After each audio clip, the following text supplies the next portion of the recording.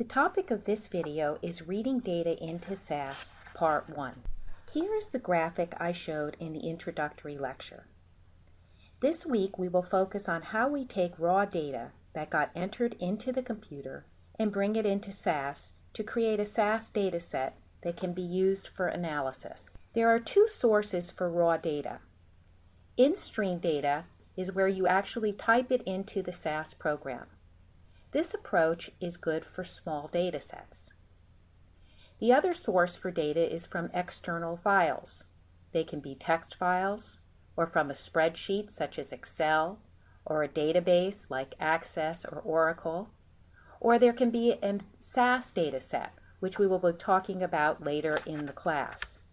The type of data we are going to focus on in this lecture is text files. Text files are simple character files that you can create or view in a text editor like Notepad.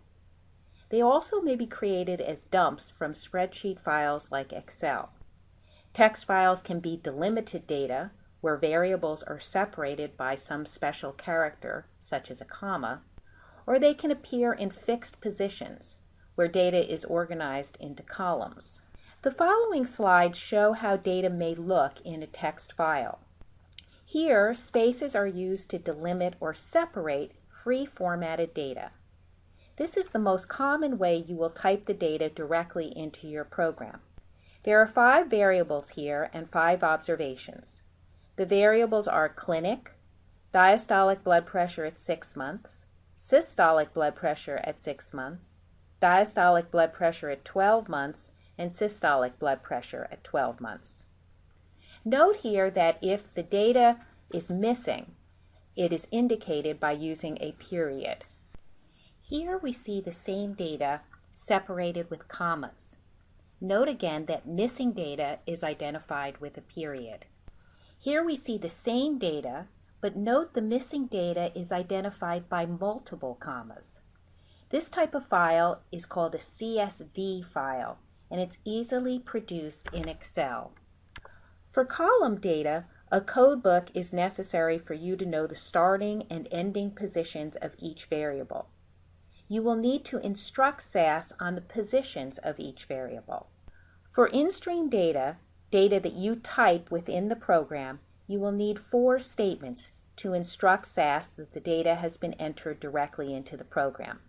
You will need a data statement, an input statement, a data lines statement, and a semicolon on a line by itself to end the data.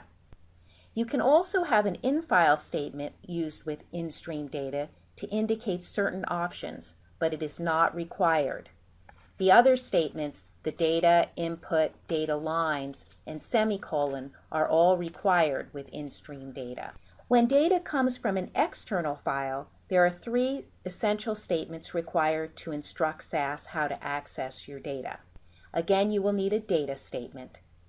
You will need an in-file statement which tells SAS where to find the data and how it is organized.